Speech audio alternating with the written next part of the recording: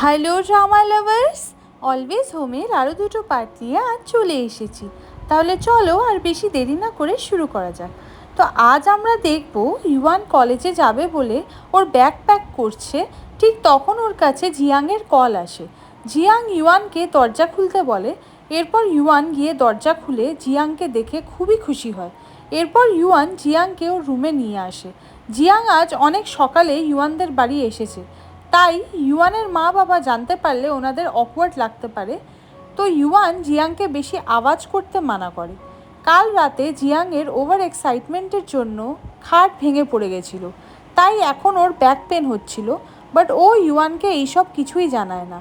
Jiang ইউয়ানকে বলে ও চায় প্যারেন্টসদের জানাতে ওদের রিলেশনশিপের ব্যাপারে, বিকজ এখন ওরা শুধুমাত্র ফ্রেন্ডই না, তার থেকে অনেক বেশি, ওরা এখন বয়ফ্রেন্ড গার্লফ্রেন্ড। তাই জিয়াং সেটা ওদের মা বাবাদেরকে জানিয়ে দিতে চায়। এখানে হঠাৎ ইউয়ানের বাবা চলে আসে এবং উনি জিয়াংকে এত সকালে দেখে একটু অবাক হয়।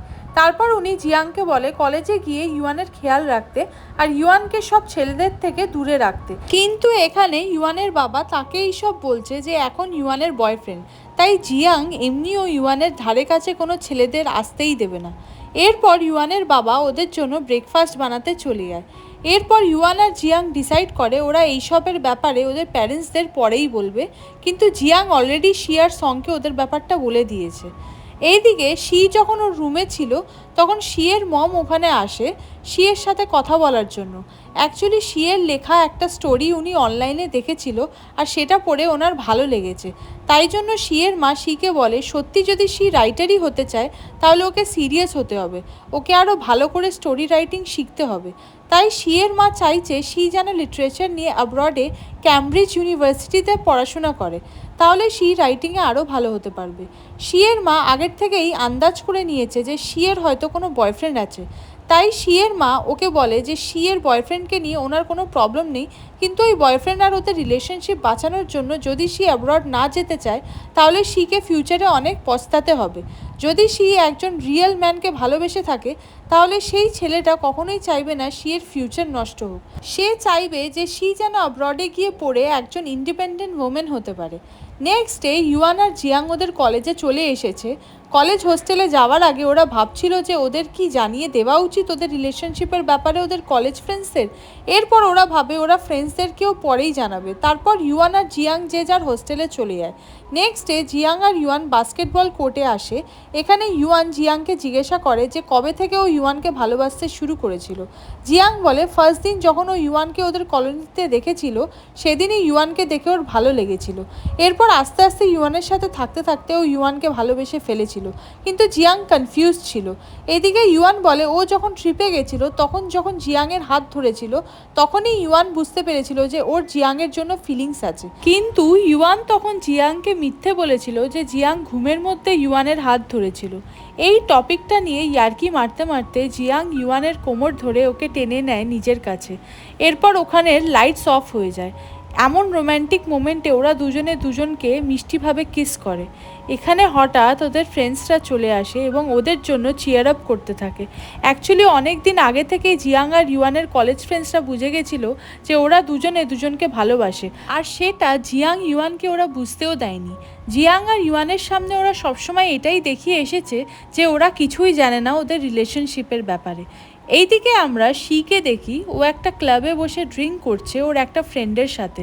শিয়ের ফ্রেন্ড সংকে নিয়ে উল্টোপাল্টা বলতে থাকে শিকে, যে সং শিয়ের কেয়ার করে না, সং শিয়ের জন্য পারফেক্ট না, আর সং রিচও না যে শিয়ের সব এক্সপেন্সিভ জিনিসের খরচাও ওঠাতে পারবে। কিন্তু শি ওর ফ্রেন্ডকে কিছুই বলে না, বিকজ শিয়ের কাছে সং যেমনই হোক ও ভালো। কিছুক্ষণ পর সংও ওখানে চলে আসে। শিকে ড্রাঙ্ক দেখে সং ওকে ওর হোস্টেলে ছেড়ে দিতে চাইছিল, বাট শি যেতে রাজি ছিল না।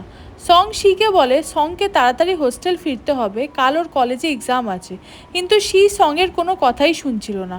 অনেক রাত অবধি ওরা ওখানে ড্রিঙ্ক করে। তারপর সং শিকে একটা হোটেল রুমে ছাড়তে আসে, বিকজ এত রাতে হোস্টেলের গেট বন্ধ হয়ে যায়।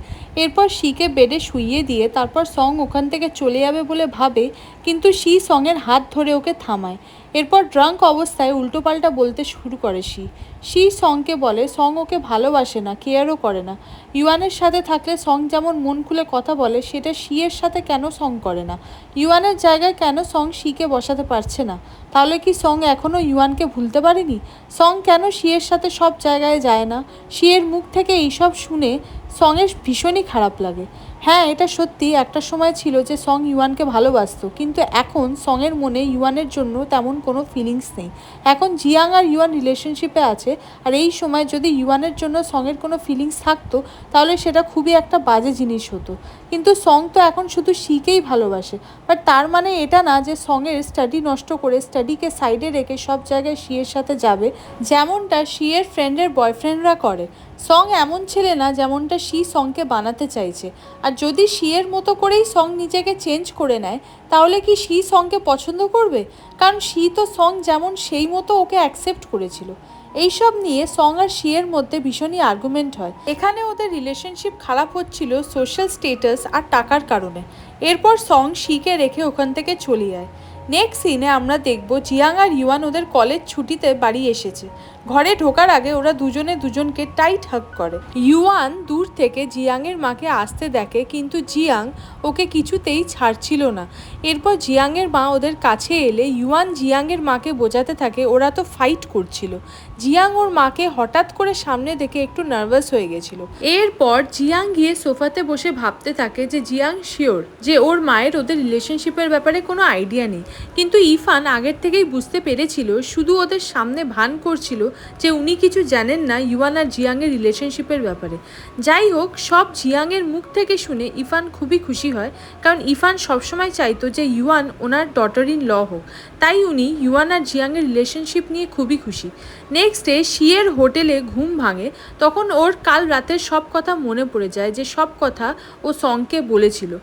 তাই শি সংকে কল করে দেখা করতে বলে ওর এক্সাম শেষ হলে। এরপর ওরা মিট করে। তারপর শি সংকে জানায় ও স্টাডির জন্য অ্যাব্রড যাচ্ছে।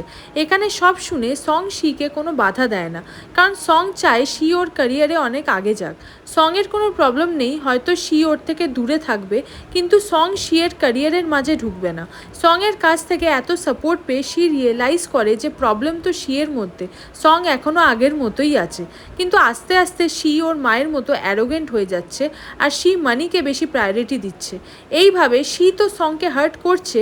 শি যতই বলুক যে ওদের রিলেশনশিপের মধ্যে কোনো সোশ্যাল স্টেটাস বা মানি ম্যাটার করবে না, কিন্তু ওদের মধ্যে এইগুলো নিয়েই প্রবলেম হচ্ছে সব থেকে বেশি। এখানে শি অনেক ভাবার পর সঙের সাথে ব্রেকআপ করে নেয়। শি বলে ওদের দুজনের দুনিয়া অনেক আলাদা, তাই হয়তো ওরা একে অপরের দুনিয়াতে অ্যাডজাস্ট করতে পারবে না, আর কিছু লাভ স্টোরি ইনকমপ্লিট থাকাই সব থেকে বেটার। সাডেন ব্রেকআপের কথা শুনে সং একটু শক হয়। সং চাইছে না শিকে ছাড়তে, বাট সং নিজেও জানে যে ও শিয়ের হাই ক্লাস দুনিয়াতে নিজেকে অ্যাডজাস্ট করতে পারবে না, আর না পারবে ও নিজেকে শিয়ের জন্য চেঞ্জ করতে। তাই জন্য সং ও শিয়ের কথায় অ্যাগ্রি করে যায়। এরপর বাড়িতে যাওয়ার পথে শি ওর মাকে কল করে ওর সব মনের কথা বলতে থাকে, যে শি ওর মাকে খুশি দেখার জন্য চাইল্ডহুড থেকে ওনার সব কথা শুনেছে। শি ওনার হাই ক্লাস সোসাইটিতে খুশি নেই, কিন্তু এখন ধীরে ধীরে শি এর রিয়েলাইজ হচ্ছে যে ও ঠিক ওর মায়ের মতো হয়ে যাচ্ছে, যার শুধু এখন পয়সা আর পাওয়ার নিয়ে মতলব। তাই ও আজ ওর ভালোবাসাকে হার্ট করেছে। শি জানে এইভাবে চলতে থাকলে শিয়ের হাই ক্লাস সোসাইটির জন্য ওর ভালোবাসা আরও অনেকবার হার্ট হবে। সেই জন্য শি চায় সবার আগে ওর সেলফ রেসপেক্টটা বজায় থাকুক। শিয়ের কথা শুনে ওর মাও ভীষণ ইমোশনাল হয়ে পড়ে, কিন্তু উনি একজন মা, উনি শুধু চায় শি ইন্ডিপেন্ডেন্ট হোক ওর মায়ের মতো, তাই জন্য উনি এইসব করছে। এইদিকে ইউয়ান জিয়াংদের বাড়িতে আসে জিয়াংয়ের সাথে টাইম স্পেন্ড করবে বলে। তখন ঘরে জিয়াংয়ের মা ইফান ছিল না, আর ইউয়ানের বাবা বাড়িতে ছিল না, বাইরে মার্কেটে গেছিল। এরপর ইউয়ান আর জিয়াং কথায় কথায় যখন ক্লোজে আসে কিস করার জন্য, তখন ইউয়ানের বাবা ইউয়ানের ঘর থেকে ওদের দুজনকে দেখে নেয়। ইউয়ানের বাবা বাইরে কিছু কিনতে গেছিল, এটা ঠিক, কিন্তু বাড়ি ফিরে উনি যখন ইউয়ানের ঘরে আসে তখন উইন্ডো থেকে ওদের দুজনকে একসাথে দেখে নেয়। এখানে ওদের রিলেশনশিপের ব্যাপারে জেনে যায় ইউয়ানের বাবা। ইউয়ানের মা লিনার মতে জিয়াং খুবই ভালো ছেলে, জিয়াংকে ওরা ছোটবেলা থেকেই জানে, তাই ইউয়ানের মায়ের ওদের রিলেশনশিপ নিয়ে কোনো প্রবলেম নেই। কিন্তু ইউয়ানের বাবা রেগে গিয়ে জিয়াংকে অনেক ভালো মন্দ শুনিয়ে দেয় যে ইউয়ানকে সামলে রাখার জন্য উনি দায়িত্ব দিয়েছিল জিয়াংকে, এবং উনি জিয়াংকে খেয়াল রাখতে বলেছিল যেন কোনো ছেলে ইউয়ানের ধারে না আসতে পারে সেটা দেখতে। কিন্তু জিয়াং তো নিজেই ইউয়ানের বয়ফ্রেন্ড হয়ে গেছে। ইউয়ানের বাবার মতে জিয়াং ওনার ভরসা ভেঙেছে। জিয়াংকে অনেক বিশ্বাস করে উনি ইউয়ানের খেয়াল রাখার দায়িত্ব দিয়েছিল। জিয়াং এতদিন ধরে ওদের সম্পর্ককেও ওনাদের থেকে লুকিয়ে রেখেছিল। এই টাইমে ইউয়ানের বাবা ভীষণই রেগেছিল, তাই জন্য ইউয়ান জিয়াংকে ওখান থেকে বাড়িতে পাঠিয়ে দেয়। তারপর ইউয়ান ওর বাবাকে বোঝাতে থাকে, কিন্তু ইউয়ানের বাবা রেগে ইউয়ানকেও বকাবকি করে। তাই জন্য ইউয়ান ওখান থেকে ওর রুমে চলে আসে। এরপর লিনা ইউয়ানের বাবাকে বলে ইউয়ান এখন বড় হয়েছে, তাই ওর লাইফের ডিসিশন ও নিজেই নিতে পারে। এই কথাটা ইউয়ানের বাবাই একদিন ইউয়ানকে বলেছিল। তাই আজ যখন ইউয়ান ওর লাইফে কিছু একটা ডিসিশন নিয়েছে জিয়াংকে ওর বয়ফ্রেন্ড বানিয়ে, তখন এতে কি ভুল আছে? জিয়াং কি কোনো অচেনা ছেলে? ওরা তো ওকে ছোটোবেলা থেকেই চেনে। কিন্তু ইউয়ানের বাবা এতটাই রেগেছিল যে লিনার বোঝানোর পরও উনি এই রিলেশনশিপটা মানতে চাইছিল না। তাই লিনাও ইউয়ানের বাবার ওপর রেগে গিয়ে নিজের ঘরে চলে আসে। এরপর সারা রাত ইউয়ানের বাবা বসে বসে এই ব্যাপারটা ভাবতে থাকে, আর সকাল হলেই জিয়াংয়ের সাথে কথা বলবে বলে চলে যায় জিয়াংয়ের বাড়িতে। ইউয়ানের বাবাকে দেখে ইফান একটু ভয় পেয়ে যায়। উনি ভাবছিল ইউয়ানের বাবা জিয়াংকে উল্টোপাল্টা বলবে বলে এসেছে। ইফান ইউয়ানের বাবাকে বলে ওনাদের বসে আগে কথা বলা উচিত, কিন্তু ইফানের কোনো কথা না শুনে ইউয়ানের বাবা জিয়াংয়ের ঘরে ঢুকে যায়। এরপর জিয়াং ও ইউয়ানের বাবাকে দেখে অবাক হয় এত সকালে। এইদিকে ইউয়ান সকালে উঠে বাড়িতে ওর বাবাকে দেখতে পায় না। ইউয়ান ভাবে ওর বাবা হয়তো জিয়াংয়ের সাথে ঝগড়া করার জন্য ওদের বাড়িতে গেছে। তাই ইউয়ান ছুটে জিয়াংদের বাড়িতে আসে এবং এসে জিয়াংয়ের ঘরের বাইরে জানলার পাশে দাঁড়িয়ে শুনতে থাকে যে ইউয়ানের বাবা জিয়াংকে কি বলছে। ইউয়ান শুনতে পায় ওর বাবা জিয়াংকে বলছে ইউয়ান আর লিনা ওনার লাইফে সবথেকে বেশি ইম্পর্টেন্ট, আর ওদের জন্য উনি সব কিছু করতে পারে। লাইফে দুবার লিনা আর ইউয়ানের ভীষণই বড় একটা রোগ হয়েছিল, কোনো মতে ওরা বেঁচে গেছে। সেই সময় যেভাবে ইউয়ানের বাবা ভয় পেয়েছিল ওদের হারানোর, কাল ঠিক তেমনই ভয় হয়েছিল ইউয়ানের বাবার। উনি ভেবেছিল জিয়াং হয়তো ইউয়ানকে ওনার থেকে কেড়ে নেবে, তাই জন্য ইউয়ান আর জিয়াংকে কালকে উনি রাগের মাথায় অনেক কিছু বলেছে। তার জন্য এখন ওনার গিল্টি ফিল হচ্ছে। এখন উনি বুঝতে পারছে জিয়াংয়ের থেকে ভালো পার্টনার ইউয়ান কখনোই পাবে না, কারণ ওরা দুজন দুজনকে চাইল্ডহুড থেকেই চেনে, ওদের মধ্যে আন্ডারস্ট্যান্ডিংও আছে। তাই ওনার বিশ্বাস যে ওরাও ফিউচারে পারফেক্ট কাপল হবে ইউয়ানের বাবা মায়ের মতো।